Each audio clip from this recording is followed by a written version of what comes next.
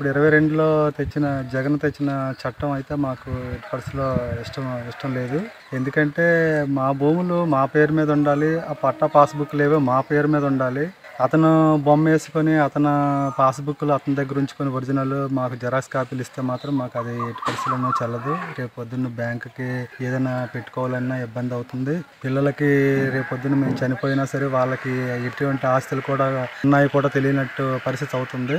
రేపు పొద్దున్న ఇక్కడ గవర్నమెంట్ ఆస్తులు తనఖా పెట్టినట్టు మా ఆస్తులు కూడా తనఖా పడతారేమో అనే ఉద్దేశం కూడా మాకు ఉంది. అలాంటిదైతే మాత్రం మాకు ఇష్టపడలేదు. మేము ఇష్టపడితే ఒకవేళ చేయవలనుకుంటే మా పేరుని రిజిస్టర్ చేసి మా పేరుని పాస్బుక్లో పెట్టి గవర్నమెంట్ స్టాంప్ అయితే ఉండొచ్చు కానీ వాళ్ళ ఫొటోస్ కానీ నాయకుల ఫొటోస్ మాత్రం ఉండడానికి మాకు ఇష్టపడలేదు. 22లో జగన్ గారు ఈ యాక్ట్ తీసుకొచ్చారు. ఇది చాలా ప్రమాదకరమైన యాక్ట్. కాకపోతే జనంలో దీని మీద ఇంత ముందు లాయర్లు రోడ్డెక్కి ధర్నా చేసినా కూడా అది ప్రజలకి పూర్తిగా అర్థం అవ్వలేదు. ఇప్పుడిప్పుడే కొంచెంగా అర్థం అవుతుంది.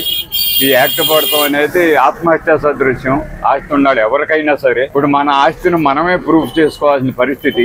మనకల్లా రిజిస్టర్ చేస్తే ఒక ఫోటోస్టాట్ కాపీ మాత్రమే మనకి ఇస్తారు. ఒరిజినల్ వాళ్ళ దగ్గర ఉంటుంది. ఒరిజినల్ మన దగ్గర లేనప్పుడు దాని మీద ఏమన్నా సమస్యలు ఉన్నా మనకు తెలవబోయి, ఒకవేళ తెలిసినా దాన్ని ప్రూఫ్ చేసుకోవాల్సిన బాధ్యత కూడా మనకే ఉంటుంది. దాని మీద కోర్టులకు వెళ్లే అవకాశం కూడా లేదు. దీని మీద రైతులు గాని ఎనీ ఆస్తి ఏ ఆస్తి ఉన్నాడైనా ఎంతో జాగ్రత్తగా ఉండాల్సిన పరిస్థితి ఉంది. ఒక రకంగా ఆస్తి ఉండే ఎవరికైనా ఆత్మహత్య సదృశ్యమే. ఇది తీవ్రమైనగా మేము వ్యతిరేకిస్తున్నాము.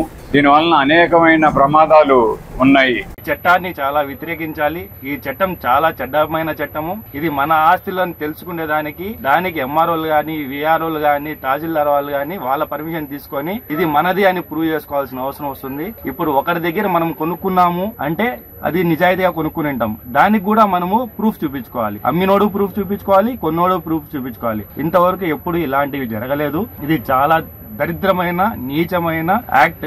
దీన్ని ప్రతి ఒక్కరు రాష్ట్రంలో ఉన్న లాయర్లు, పెద్ద లాయర్లు, జడ్జిలు దీన్ని వ్యతిరేకిస్తున్నారంటే చిన్న మున్న మన మనుషులు సామాన్యమైన మనము దీని గురించి ఎంత విమర్శించాలి. ఈసారి ఖచ్చితంగా టీడీపీకి ఓటేసి ఇలాంటి చట్టాలని వ్యతిరేకించేలా చేసి చట్టసభల్లో ఇలాంటి నాయకుల్ని మనం ఎన్నుకోకుండా చేసి వైసీపీని భూపాతాలని తొక్కాలని ప్రతి ఒక్క టీడీపీ కార్యకర్తకి, జనసేన కార్యకర్తకి, బీజేపీ కార్యకర్తలకి, ఆంధ్రప్రదేశ్ లో ఉన్న ప్రతి కార్యకర్తలకి నా చేతులు ఎత్తి ముక్కి ఈసారి ఎన్డీఏ కూటమిని గెలిపించాలని కోరుకుంటూ సెలవు తీసుకుంటున్నాను.